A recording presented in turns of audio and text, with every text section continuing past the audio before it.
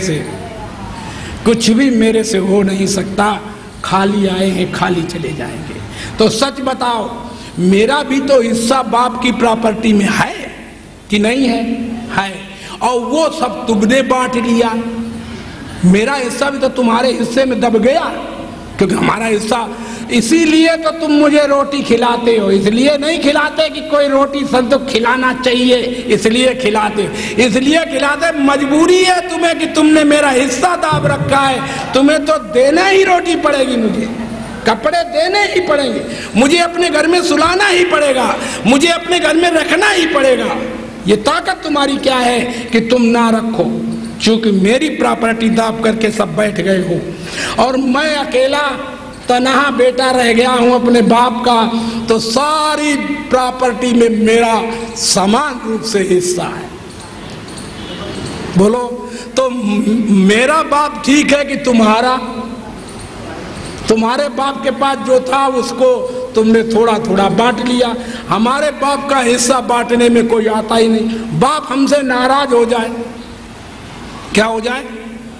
हमारा बाप तो भी अपनी प्रॉपर्टी दूसरे को बेच नहीं सकता, क्योंकि उससे अलग कोई और राज्य नहीं है कि जो कोई उसकी प्रॉपर्टी खरीद ले और हमारे को हिस्सा ना मिले। उसकी प्रॉपर्टी खरीदेगा कौन जब उससे अलग और कोई है ही नहीं खरीदने वाला? सारी प्रॉपर्टी उसकी है। तो क्यों ना हम अपने मनुष्य जन्म को पाकर उस भगवान, उस पिता, उस परम पिता परमेश्वर को प्राप्त करें कि जिसकी सारी प्रॉपर्टी है, और सारी प्रॉपर्टी जिसकी है उसे हम चाहे भजन करें, चाहे ध्यान करें, चाहे ना करें, चाहे पूजा करें, चाहे पाठ करें, चाहे ना करें, लेकिन सारी प्रॉपर्टी के हम तनहा मालिक हैं कि नहीं? और जो हम बंटवा के चले तो, हिस्सा टुकड़े ले लेके चले तो तुम जानो, तुम्हारा काम जाने, हमारा कोई मतलब नहीं है। इसलिए मैंने आज तुमसे कहा कि ये जितने नकली पिता हैं, राम कृष्ण ब्रह्मा विष्णु इत्यादि इत्यादि जितने भी हैं, इनकी सब प्रॉपर्टी नहीं है। और अगर इनकी भी सब प्रॉपर्टी, ये राम ही सारे जगत में व्यापक है, कृष्ण ही सारे जगत में व्यापक है, ब्रह्मा विष्णु ही सारे जगत में व्यापक है, तो भैया तुम भी फिर व्यापक हो, तब तो भगवान भी व्यापक है। और अगर तुम सब जगह व्यापक नहीं हो और राम व्यापक है, तो ये हो नहीं सकता, ये बन ही नहीं सकता। इसलिए वेद में कहा गया कि ना हेस्ति द्वैत सिद्धिरात्मा सिद्धो अद्वितीया, द्वैत की दुनिया में सिद्धि ही नहीं है, अद्वैत परमात्मा ही सिद्ध है। द्वैत की सिद्धि ही नहीं है, अद्वैत परमात्मा ही सिद्ध है, केवल परमात्मा ही है और कोई है ही नहीं। हम तुम कौन है? परमात्मा का हमारे में तसव्वुर रूप से प्राकट्य हो रहा है। कैसे हो रहा है ये मैं तुम्हें समझा सकता हूं, सुनिए प्रेम से बोलो सच्चिदानंद। जैसे करोड़ों शीशा दर्पण ऊपर को मुख करके रख दो, करोड़ों घड़े मिट्टी के या करोड़ों बर्तन पानी से भर के रख दो, सब में सूरज अलग अलग प्रतीत होता है और पूरा पूरा टुकड़े टुकड़े नहीं दिखाई देगा। कैसा दिखाई देगा? पूरा पूरा दिखाई देगा। ऐसे ही हम तुम शीशा और घड़े में पानी की तरह हमारे तुम्हारे शरीर हैं, और उसमें जो भगवान सबसे ज्यादा, देखो एक दिन हमने तुमसे ये कहा था कि पहला सिद्धांत तो ये ठीक है कि भगवान व्यापक है, लेकिन दूसरा सिद्धांत, इससे ऊपर का जो सिद्धांत है, उसमें ये नियम है कि भगवान व्यापक नहीं है। भगवान व्यापक, इसका क्या अभिप्राय हुआ कि भगवान व्यापक नहीं है? तो ये संत महात्मा सब क्या गलत बोलते रहे, क्या मतलब रहा? तो आइए हम तुम्हें बताते हैं। ये गलत नहीं बोल रहे हैं, सही बोल रहे, परंतु तुम्हारे समझ में गलती लग गई है। वो समझ में क्या गलती लग गई वो मैं बताता हूं। समझ में गलती ये लग गई, भगवान को वेदांत में सबसे बड़ा कहा गया और घन रूप से कहा गया। कैसा? सबसे बड़ा और घन। घन माने ठोस। ठोस की परिभाषा है जिसके अंदर कुछ ना हो और जिसके बाहर कुछ बने नहीं, उसको कहते हैं घन, जो किसी में ना जाए और जो जिसमें कोई चीज ना जाए उसको कहते हैं घन। तो जो घन है और सबसे बड़ा है, तो जब सबसे बड़ा है और घन माने सबसे छोटा भी होगा, जब घन भी है तो सबसे छोटा भी होगा। तो जब छोटा और बड़ा ये दोनों अवस्थाओं में एक ही है, तो आप बताओ अब हमारे तुम्हारे सब में व्यापक हुआ कि नहीं? लेकिन परमात्मा व्यापक नहीं है, वो तो इतना बड़ा है, अपने स्वरूप में स्थित है। मजबूरी में हम ये बात कह रहे हैं कि भगवान सब में व्यापक है। भगवान तो अपने आप में जब सबसे बड़ा है तो सब में होगा कि नहीं? क्योंकि तुम सब उसके बीच में ही होगे कि नहीं? बोलो। तो बीच में हो, इसलिए हम कह रहे हैं कि तुम में भगवान सब में व्यापक है। तो उधर तो मैं व्यापक बता रहा था, इधर मैं कह रहा था कि भगवान सब में व्यापक नहीं है। तो कैसे ये कह रहे हो? तो मैंने तुम्हें बताया था कि मैं इस सिद्धांत से कह रहा हूं। किस सिद्धांत से आप कह रहे हैं? मैं इस सिद्धांत से कह रहा हूं कि जैसे घड़ों, अनेक घड़ों में जल भरा हुआ हो, सूरज जो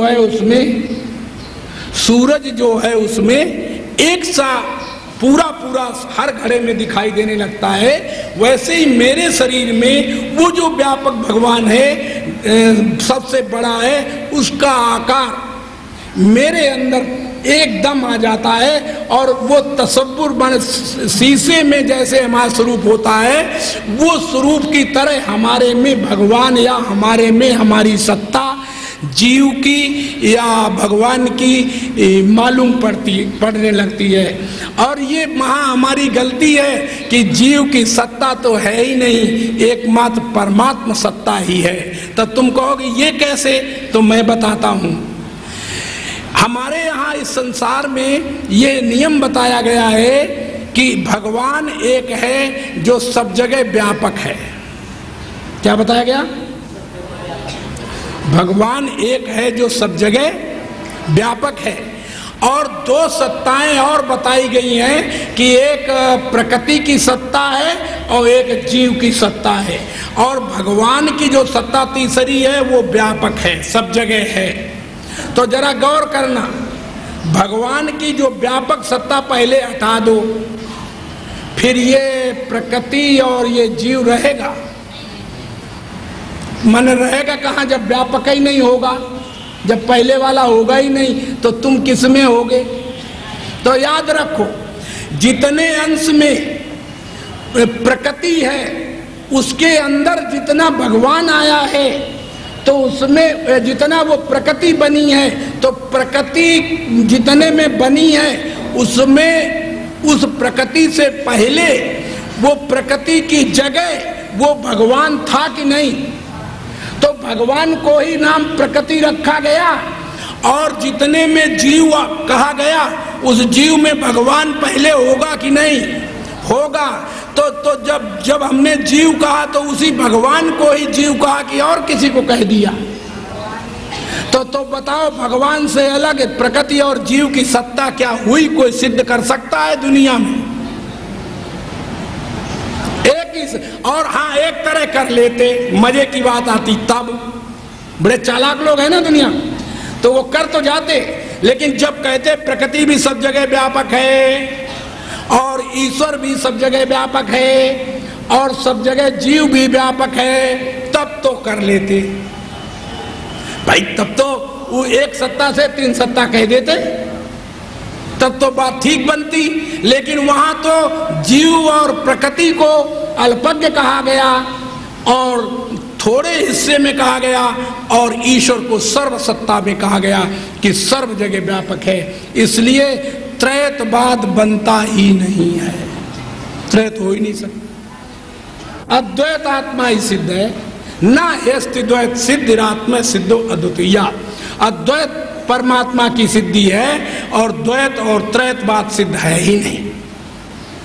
केवल अज्ञान से तुम चिल्लाए जा रहे हो। जैसे बहुत से आदमी, हमने तुम्हें कल कहा कि रबड़ का जो सर्प है तो जब तक तुमने रबड़ के सर्प को जाना नहीं और वो क्रिया कर रहा है तब तक तुम उसे डर रहे हो। और जिस दिन तुमने उसको रबड़ को जान लिया कि ये रबड़ का है तो उठा के अपने जेब में डाले रहोगे, चारपाई में पड़ा रहेगा, तुम सोते रहोगे। और अगर पता रहे कि ये सत्य है तो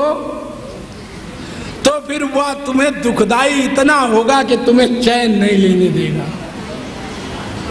तो रबड़ की सत्ता जैसे जान लेने पर सर्प की सत्ता उड़ जाती है, ऐसे ही परमात्मा ब्रह्म की सत्ता जानकर ये प्रकृति और जीव की सत्ता सदा के लिए खत्म हो जाती है। और सदा के लिए अगर सत्ता तुम्हारे दिमाग से खत्म नहीं हुई तो जीव और प्रकृति बन कर तुम्हें बारंबार जन्म मरण लेना ही पड़ेगा, आना ही पड़ेगा। जैसे दशरथ, जैसे मनु शत्रुपा बार बार भगवान अनेकों मिले और उन्हें मिलने के बाद भी उनका जन्म मरण होता रहा, और दशरथ बने तब भी जन्म मरण हुआ और रो मरे। ऐसे ही तुम भी उन्हीं की तरह अब ये तुम जानो कि अमावस्या तुम्हारी होगी कि नहीं है? तो तुम्हारी भी अमावस्या हो ही जाएगी। जब इनकी हो गई तो तुम्हारी कहाँ रह जाएगी, इसलिए अमावस्या हो ही जाएगी। तो इससे बचने के लिए क्या उपाय है? इससे बचने के लिए उपाय है एकमात्र तुम सत्य का सहारा लो। किसका? सत्य का सहारा लो। बोले सत्य का सहारा लेने से महाराज क्या होगा? तो मैं तुम्हें दृष्टांत एक बताता हूं, तुम्हारे समझ में आ जाएगा। एक राजा ने एक सोने का पिंजड़ा बनवाया, उसमें हीरे जवाहरात लगवाए और हीरे जवाहरात लगवा करके पिंजड़े में और एक तोता को पकड़ा करके और उस पिंजड़े में बंद करवा दिया और उसको पढ़ाया खूब। मैना के पास रख करके खूब बुद्धिजन्य प्रक्रिया से पढ़ाया गया, वो पढ़ गया। तो एक दिन दरवाजे पर ड्योढ़ी पर वो पिंजड़ा में बंद पक्षी अपने कर्मन को रो रहा है। तो जो बाहर जो खुले हुए पक्षी हैं, तोता और सब, वो देखते हैं, अरे मूर्ख, अरे ये पिंजड़ा बड़े भाग्यशाली को मिलता है, ये सोने का पिंजड़ा है, हीरे का जड़ा हुआ है, ये कोई साधारण पिंजड़ा नहीं है। अरे तुझे दाग छुआरे खाने को मिल रहे हैं, अरे तेरा बहुत बड़ा भाग्य है, तू रो रहा है। और प्यारे तुम बताओ, जिसने खुले आकाश में उड़ा हो, खुले आकाश में मौज ली हो, उसको कभी पिंजड़ा अच्छा लगेगा? हैं? तो वो बेचारा रो रहा पिंजड़े में बैठे। राजा साहब, जैसे मेरा ये कमरा है ना सामने जिसमें हम रह रहे हैं, तो इस कमरे में राजा साहब एक दिन आके ठहर गए, थोड़ी देर के लिए विश्राम लेने लगे। और उस दरवाजे पर पिंजड़ा टंगा हुआ था। राजा से एक सज्जन मिलने के लिए आ गया। तो मिलने के लिए आ गया तो द्वारपाल ने कहा, ठहरो, पता करते हैं कि महाराज जी हैं कि नहीं। मैंने उनको आज्ञा होती है, ये नहीं बताया कि यहाँ मौजूद है। तो राजा साहब से द्वारपाल ने जाके कहा, महाराज अमुक व्यक्ति आपसे मिलना चाहता है, आपकी क्या आज्ञा है? तो राजा ने कह दिया, उससे कह दो कि राजा साहब घर में नहीं है। क्या कह दिया? राजा साहब घर में नहीं है, ये कह दिया। ये कह दिया और वो कह करके जब बाहर गया और द्वारपाल ने जाके उस व्यक्ति से कहा कि राजा साहब घर में नहीं है, तो उधर जो वो तोता था उसने एक संत के मुख से ये वाणी मेरी सुन ली कि अगर कोई मुक्त होना चाहे तो सत्य का सहारा ले, वो तुरंत मुक्त हो जाएगा। तो दुनिया वालों ने तो मेरी वाणी सुनी नहीं, उस तोते ने सुनी। तो उसने कहा, सत्य का सहारा, इस संत की बात को सहारा लेकर देखता हूं। तो जब द्वारपाल ने कहा कि राजा साहब घर में नहीं है, तो तोता बोलता है, ठहरो, राजा साहब घर में हैं और राजा साहब ने ही ये कहलवाया है कि कह दो कि राजा साहब घर में। अब जब राजा साहब ने ये सुना, सच्ची बताओ, उसको पिंजड़े में रखेंगे? क्यों, क्या हो गया? उसने थोड़ा सहारा लिया सत्य का उसने सत्यवाद का थोड़ा सहारा लिया। राजा ने कहा जल्दी इस पक्षी को मेरे यहां से निकाल के फेंक दो। ऐसे पक्षी को मेरे यहां रहने का अधिकार नहीं है। सत्य बोलने वाले का अधिकार किसी राजा के यहाँ, किसी बड़े व्यक्ति के यहाँ, किसी मजिस्ट्रेट गवर्नर के यहाँ नहीं है। वहां तो सब झूठ बोलो रोज। नौकर होगा तो झूठ बोलेगा, नौकरानी होगी तो झूठ बोलेगी। माने अधिकार में कभी सत्य रहता ही नहीं, चाहे तुम मानो या हाँ, हमारे ज्ञान से अधिकार में भी सत्य रहता है। हमारे ज्ञान से सब जगह सत्य रहता है। सत्यवादी बनना है तो हमारा पाठ याद कर लो, और थोड़ा सा पाठ है, जन्म जन्मांतर के लिए तुम सत्यवादी हो जाओगे। तो क्या करें महाराज वो बताओ? तो मैं बता देता हूं। केवल तुम्हें इतना ही करना है कि चाहे जितना तुम झूठ बोलो, खुल के झूठ बोलो, लेकिन मन से जानते रहो ये मैं झूठ बोलता हूं, ये मैं झूठ बोलता हूं, ये मैं झूठ बोलता हूं। और चाहे जितना सत्य बोलो, खूब कस के सत्य बोलो, लेकिन उसको सत्य ही सत्य कहते रहना कि मैं ये सत्य बोल रहा हूं, मैं ये सत्य बोल रहा हूं। आप दोनों बातें बोलो। गृहस्थी में तुम बोल सकते हो कि नहीं? बोल सकते हैं, इसमें कोई कठिन नहीं है। सत्य को सत्य कहना और असत्य को असत्य कहने में कौन सा हर्ज है? लेकिन होता यह है कि सत्य को तुम असत्य कहते हो, असत्य को तुम सत्य कहते हो, इसलिए तुम जानो, तुम्हारा काम जाने, तुम्हारी क्या अवस्था है तुम जानो। तो जैसे मैंने तुम्हें बताया, अगर तुम्हें इन दुखों से छूटना हो और सत्य परमात्मा को प्राप्त करना हो तो सत्य, चेतन, आनंद स्वरूप, ज्ञान स्वरूप का सहारा लो। वो तुम्हारे तमाम बंधनों को तुरंत काट के फेंक देगा। और अगर तुमने तप जप से कटवाना शुरू किया कि तप करके, तो हमारे यहाँ ये बताया गया, तप करने वालों के पास कुछ तप करके बल आ जाता, होने लगती निज स्वार्थ पूर्ति। इससे भी क्या यदि काम क्रोध लोभादिक मोह मिटा न सके, फिर मत कहना कुछ कर न सके। अरे जो चीज तुम्हें मिटानी थी, जो चीज तुम्हें हटाए, नाम रूप को हटाना था, वो तो हटाया नहीं, और तप करके अहंकार बढ़ा लिया। और तुम्हें एक बात और बता दी, कुछ भी क्रिया करोगे उस क्रिया से शक्ति का वर्धन होता है। कोई भी क्रिया करोगे, चाहे तप करो, चाहे जप करो, चाहे ध्यान करो, चाहे समाधि करो, उससे शक्ति मिलेगी, तुम्हें शक्ति बढ़ेगी। और जो शक्ति बढ़ेगी तो ये याद रखना, जहां शक्ति इकट्ठी हो जाएगी वहां शक्ति का अभिमान होगा, और जहां अभिमान होगा वहां पर परमात्मा तुमसे अलग हो जाएगा।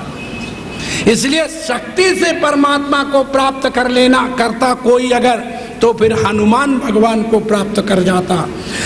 हनुमान के मुकाबले पर शक्ति दुनिया में कि राम ने एक भी पहाड़ नहीं जीवन में उठाया, लेकिन भगवान कहलाए। और हनुमान ने हजारों पहाड़ उठा डाले, ढो डाले दुनिया में, लेकिन उनको किसी ने भगवान नहीं कहा। और जब हनुमान को लोग भगवान कहते हैं, तब तुम्हारे को भी भगवान कहते हैं, तब तो हनुमान भगवान है। और हनुमान भगवान है और तुम भगवान नहीं हो, तो भगवान हनुमान नहीं है। प्रेम से बोलो सच्चिदानंद। बात समझ में आई कि नहीं? क्या भगवान जो है यदि तुमसे अलग है तो वो मर जाएगा, ये बात याद रखो। क्योंकि तुमने भगवान को जाना है इसलिए मर जाएगा, तुमने भगवान को देखा है इसलिए मर जाएगा, तुमने भगवान को समझा इसलिए मर जाएगा, तुमने भगवान का अनुभव किया इसलिए मर जाएगा।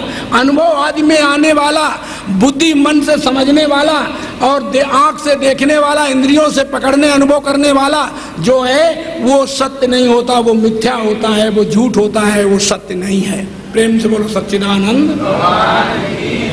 इसलिए सांप्रदायिकता का उन्मूलन जहां हमने अपनी पुस्तक में लिखा है, उसका अभिप्राय क्या है कि जब भगवान ही, ये जो नकली भगवान है ये काम नहीं करते, और इनसे संप्रदाय बढ़ती हैं, माने अलग अलग टुकड़े समाज के होते हैं। और जब ये सब भगवान नकली मिट जाते हैं तो असली जो एक भगवान है रह जाता है, तब सांप्रदायिकता का उन्मूलन जान लो हो जाता है।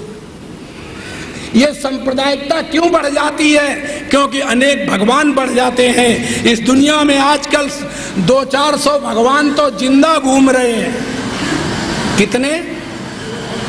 200-400 भगवान तो जिंदा हैं दुनिया में, जो ये कहते हैं कि मैं भगवान हूं। क्या कहते हैं? जो अपनी पुस्तकों में लिखते हैं कि मैं भगवान हूं, ये कहते हैं, पुस्तकों में लिखते हैं भगवान फलाने, भगवान फलाने, भगवान फलाने। अब बताओ, ये जिंदा भगवान है? लेकिन हाँ है। कब? तब भगवान ये हैं जब गधा घोड़ा भी भगवान है। तब तो तुम भी भगवान हो, तब तो राम भी भगवान है। और गधा घोड़ा भगवान है नहीं और तुम हो भगवान, तब तो भगवान तुम हो नहीं सकते। प्रेम से बोलो सच्चिदानंद। क्यों? क्योंकि परमात्मा सदा एक रस अज अविनाशी। अविनाशी जो है वो सब में एक रस व्याप्त है। तो गधे के गधा, फिर से सुनो, यहाँ गधा भगवान नहीं है, गधे में भगवान है, क्योंकि घन रूप से व्यापक है। अगर भगवान न होता तो गधा होता ही नहीं, अगर लकड़ी का ठूठ न होता तो प्रेत भूत होता ही नहीं। इसी तरह भगवान है तो गधे घोड़े ऊंट हाथी तुम सब, हम, राम कृष्ण ब्रह्मा विष्णु शंकर अल्लाह गॉड हैं। और अगर भगवान सत्य ना होता तो हमारे नाम रूप नहीं होते। बोलो, हमारे नाम रूप नहीं होते। हमारे यहाँ नाम रूप का निषेध है और बाकी जितना रह जाता है शेष वो सत्य परमात्मा है। इसी को हमारे यहाँ सांप्रदायिकता का उन्मूलन कहा जाता है कि जहाँ द्वैत की सिद्धि ही नहीं होती, संप्रदाय जड़ से समाप्त हो जाता है। जब सिया राम में सब जग जानी तो फिर संप्रदाय रहा। तुलसीदास ने लिखा, जड़ चेतन जग जीव जब सकल राम मैं जान। जड़ और चेतन सब राम है, राम में ही है, राम ही है। तो जब जड़ चेतन सब राम है तो सांप्रदायिकता का उन्मूलन हुआ कि नहीं? लेकिन कहाँ तुमने जिंदगी भर जान पाया कि सब राम है? तुमने जान कहाँ पाया? ये बता दो कि फला जगह हमने जान पाया। तुमने कभी नहीं जान पाया बेटा। तुम्हें ये भ्रम हो गया। तुम्हें ये आज भी लगता है सबने, तुमने अपने डिवीजन में भगवान बनाए हैं, अलवारिन में भगवान बनाए हैं। कहाँ? मंदिरों में भगवान बनाए। तो मंदिर में हम लोग भगवान भी बनाते हैं। हम लोगों ने मंदिर बनाए, हमने भी मंदिर बनाए हैं। अगर तुम्हें देखना हो तो देखिए, और लाखों रुपया जिसमें मंदिर में लगा। तुम्हारे पास गुड़गांव में मंदिर बना हुआ है जिसमें अलकेश्वर महादेव की स्थापना हुई है। हमारे 100वें सत्र का जो स्तंभ है वो गुड़गांव में बना हुआ है। आप देख सकते हो, उसमें 10 लाख रुपया लगा हुआ है। तो मैं ये क्या कहना, और गजब की बात, 1 पैसा मैंने नहीं लगाया। ये भी मत समझ लेना कि तुमने कुछ लगाया होगा, कुछ ने बनाया होगा। हमने नहीं बनाया, क्योंकि मैं बना लूं तो मैं क्या अपने टुकड़े करूं क्या? तो मैं टुकड़े नहीं कर सकता। लोग कहते हैं कि महाराज जी का ये मंदिर है, लोग कहते हैं कि महाराज जी के ये शिष्य हैं, लोग कहते हैं कि महाराज जी यहाँ रहते हैं इसलिए महाराज जी का ये है। तो लोग कहते हैं, लेकिन हमने अपने आप में कभी नहीं कहा कि ये चीज़ हमारी। हमें स्वप्न भी नहीं आता कि कभी हम उसमें जाते हों, गए हों। जाते भी नहीं ज़्यादा, कभी गए भी नहीं, बहुत कम ही जाते हैं। तो इसलिए मैंने तुम्हें निवेदन किया कि हम तुम सब यहाँ पर आए हो। ये सांप्रदायिकता का कब उन्मूलन होता है? जब नाम रूप समाप्त हो जाता है। तब हम सब लोग, ना कोई रहता है स्त्री, ना रहता है कोई पुरुष, ना रहता है कोई राम, ना रहता है कोई श्याम, फिर भी अबाध्य सत्ता जो है सत चेतन आनंद रूप से, ज्ञान रूप से कही जाने वाली, फिर भी वो रह जाती है। और फिर भी वो जब रह जाती है तो उसका सत्य चेतन आनंद और ज्ञान को हटा दो, फिर भी उसका सत्ता जो जानने वाली फिर भी तो रह जाती है। और उस सत्ता का नाम रूप नहीं है। और उस सत्ता को जान लेने पर प्राणी वास्तव में जीते जीते मुक्त हो जाता है। प्रेम से बोलो सच्चिदानंद। बात समझ में आ रही है कि नहीं? हम सब क्यों दुखी हैं? देखिए, हम तुम्हें दुख की घटना दिखाते हैं। एक छोटा बच्चा है, अपनी छाया को देखकर डरता है और चिल्लाता रोता है कि ये कोई प्रेत है, ये कोई प्रेत है, ये मेरे पीछे पड़ गया है। तो माता ने उसको पूछा, क्या बात है, क्यों रो रहा है? बोले, ये मेरे संग संग चलता है, ये कोई प्रेत है।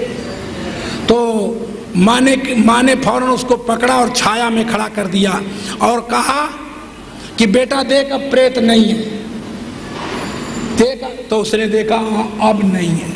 तो इससे क्या हुआ कि माँ ने जो प्रक्रिया या खेल खेला वो गलत खेल है। कैसा गलत खेल है कि बच्चा अभी उसमें धूप में जाएगा, छाया में नहीं रह सकता।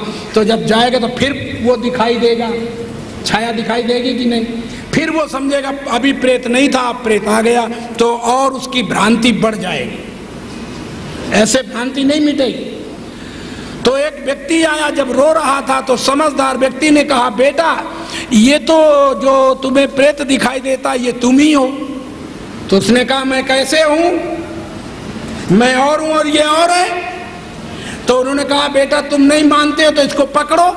तो बोले वो पकड़े, तो वो पकड़ने में आती ही नहीं, हाथ में आती ही नहीं। हम पकड़ते हैं वो हाथ के ऊपर आ जाती है, हम पकड़ते हैं वो पकड़ में नहीं आती।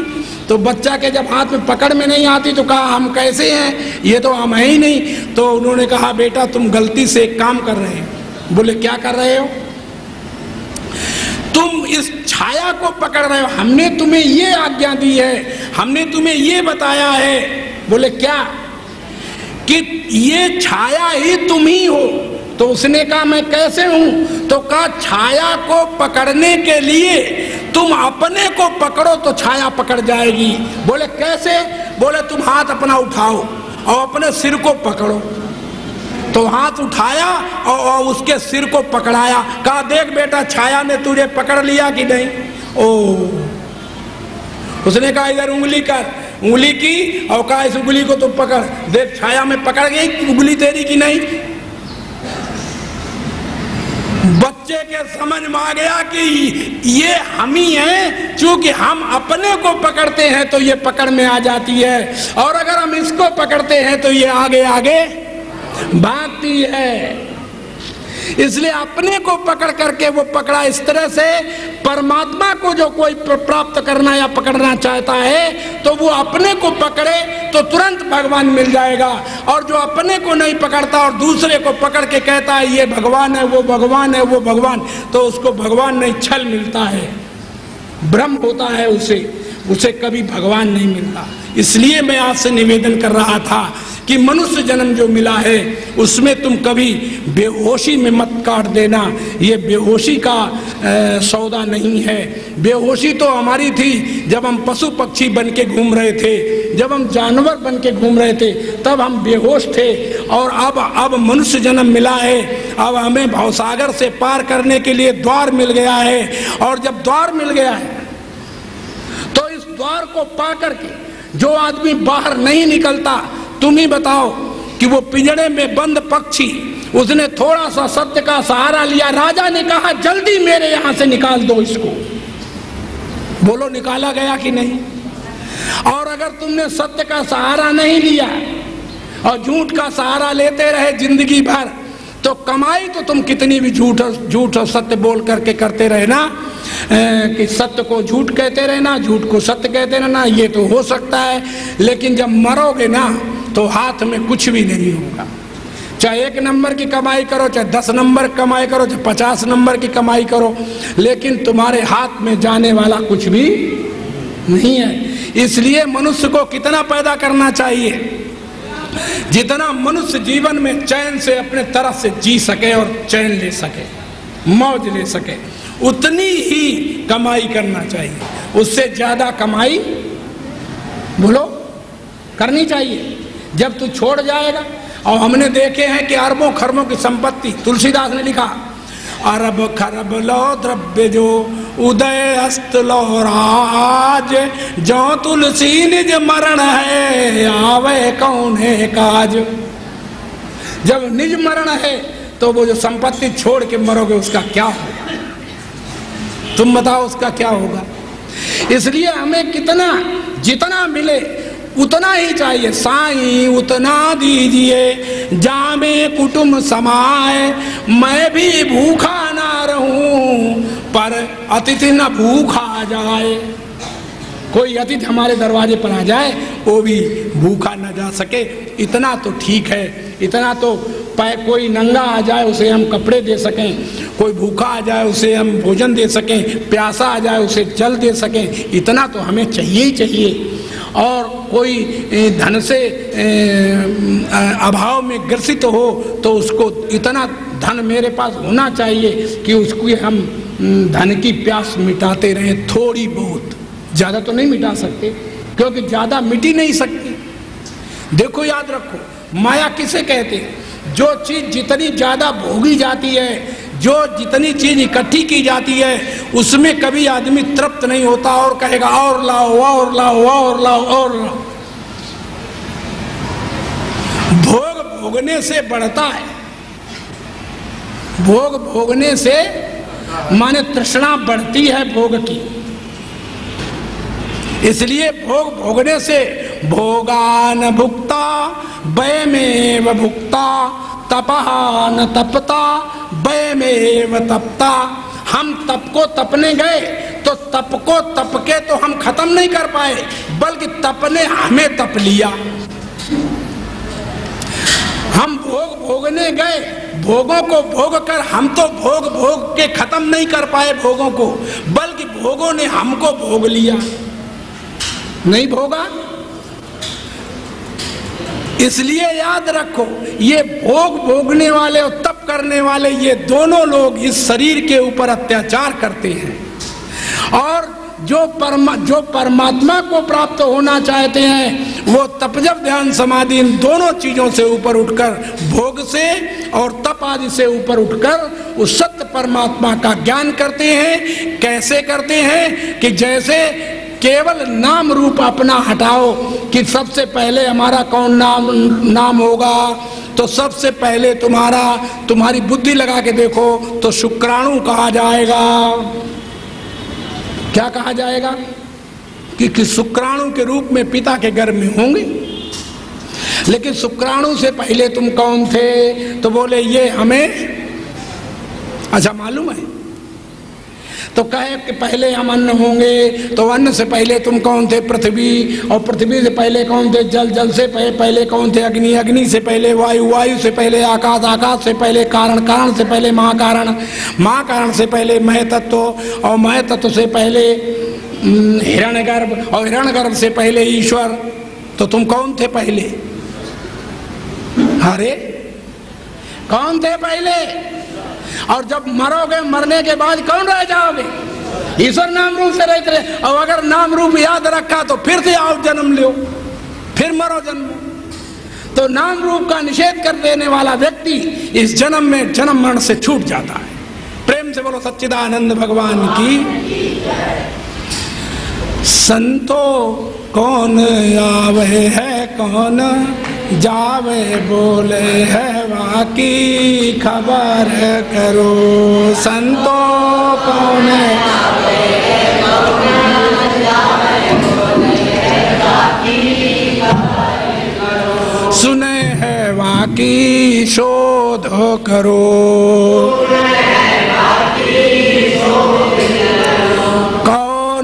तुम कहाँ से आए, करना है क्या काम?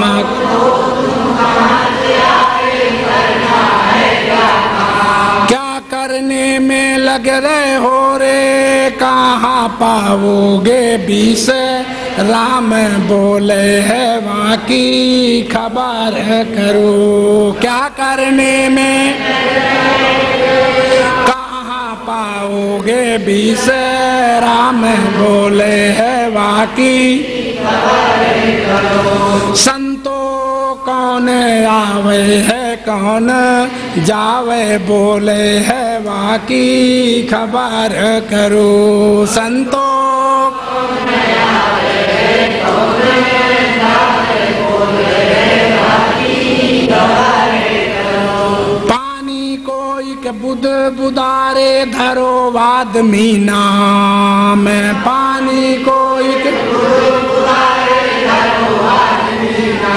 ये तो रूप तुम्हारो नाही, कहते हैं ईसे हाड़े, चाम बोले है वाकी खबर करो। ये तो रूप कहते हैं ईसे हाड़े, चाम बोले है वाकी सुत वित को सत मान न प्यारे, ये है मन का धोखा।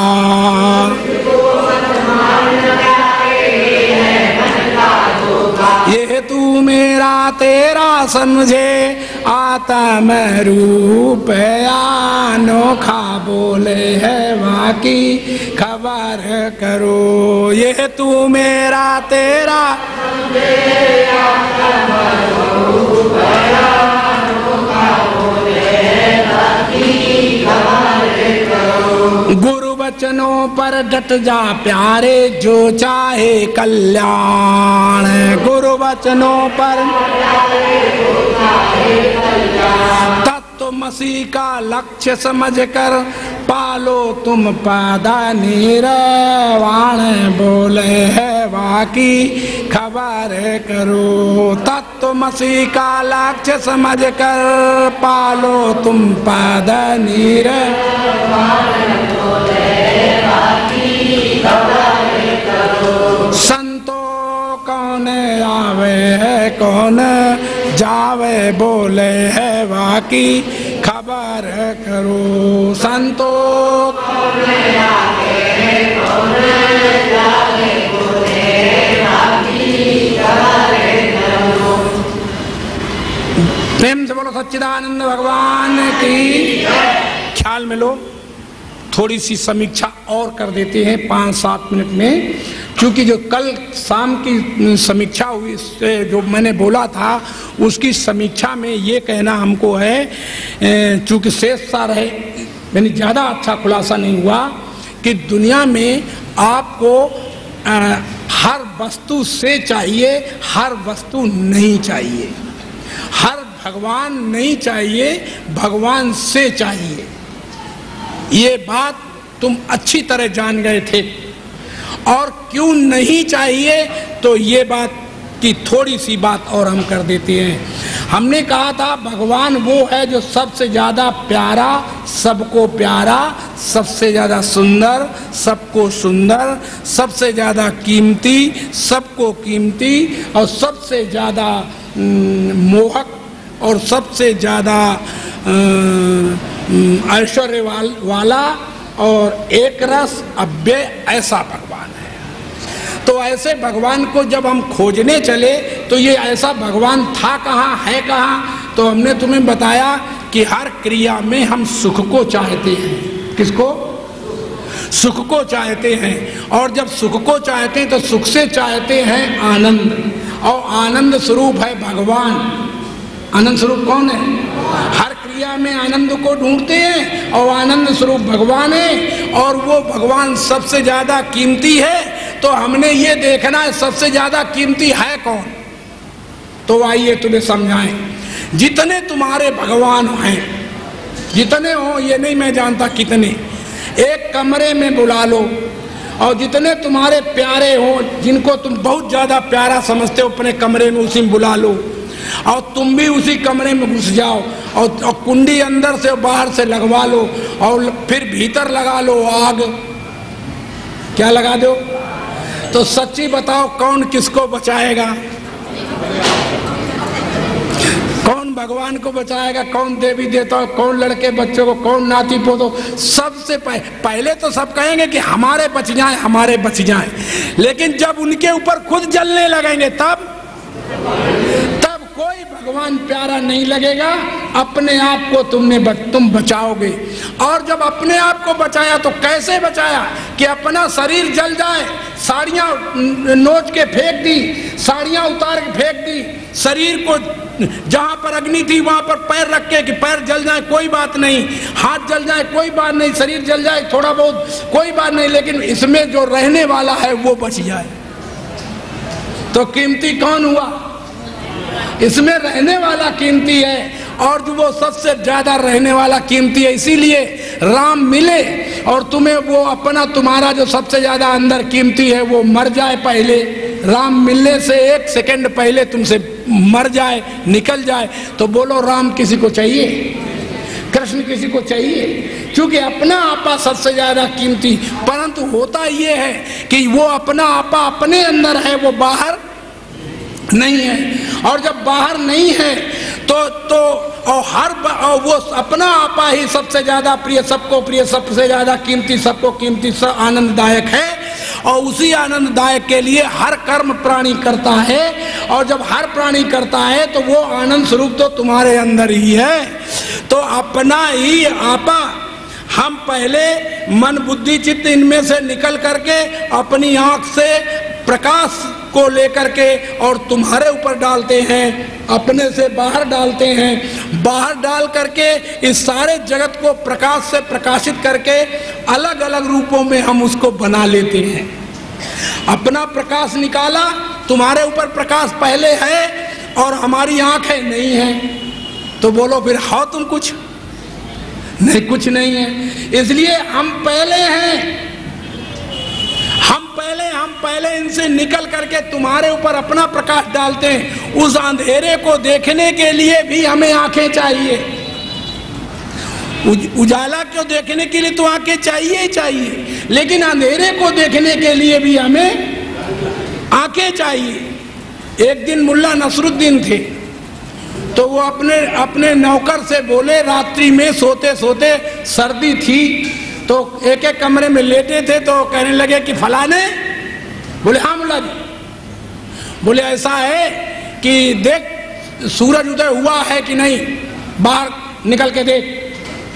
तो वो उसने धीरे से दरवाजा थोड़ा खोला, बाहर था अंधेरा, तो उसने फट से बंद करके कुंडी और 4 पाइप अपने लेट गया और लेट के बोला मुल्ला जी बाहर बड़ा अंधेरा है।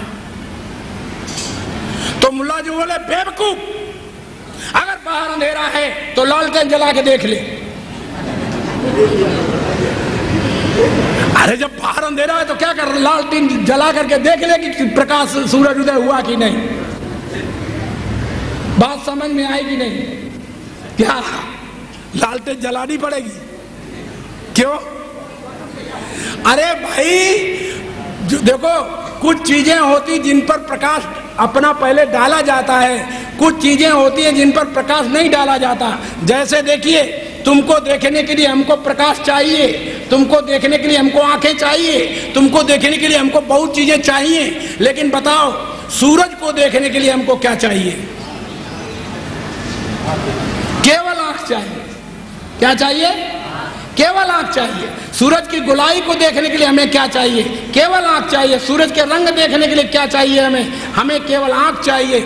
इस तरह से, और सूरज के गोलाई को देखने, सूरज के रंग को देखने, सूरज के प्रकाश को देखने के लिए हमें क्या चाहिए? हमें केवल आंख चाहिए। और आंख के पीछे से, आंख भी हो, देख भी रहा है, लेकिन पीछे मन ना हो तो, और मन भी हो और पीछे बुद्धि ना हो तो सारा मामला भिंडी हो जाता है, कुछ भी रहता नहीं शेष। तो मैंने तुम्हें समझाया कि सबसे ज्यादा प्यारा, सबको प्यारा, सबसे ज्यादा कीमती अपने अंदर है। इसलिए ही तो ऋषियों ने कहा समाधि लगा करके भगवान को ढूंढो। जैसे उन्होंने कहा मुल्ला जी ने कि लालटेन लगा करके जला के देख ले, ऐसे लोगों ने कहा कि तुम समाधि ध्यान लगा करके उसको ढूंढो। और तुम ये नहीं जानते कि समाधि में किल्ली पिल्ले, कुत्ते पिल्ले और ये जगत वाले देवी देवता अवतार ये सब दिखते हैं, और कुछ भी सत्य भगवान नहीं दिखता। सत्य भगवान किसी का विषय नहीं है, भगवान ही सबको जानता है, भगवान को कोई नहीं जानता। ये ज्ञान में रखना चाहिए। प्रेम से बोलो सच्चिदानंद। हरि ओम तत्सत, हरि ओम तत्सत, हरि ओम तत्सत। वाणी को विराम। अच्छा हाँ, वेद मंत्र सुनो, हाथ जोड़ो, वेद मंत्र। सर्वे भवन्तु सुखिना, सर्वे सन्तु निरामया, सर्वे भद्राणि पश्यन्तु, माँ कश्चित् दुख भाग भवे। हे परम पिता परमात्मा, सब सुखी हों, दुखों से आजाद हों, यही हमारी सद्भावना है। ओ शांति शांति शांति। हरि घर घरी घर प्रसाद लेके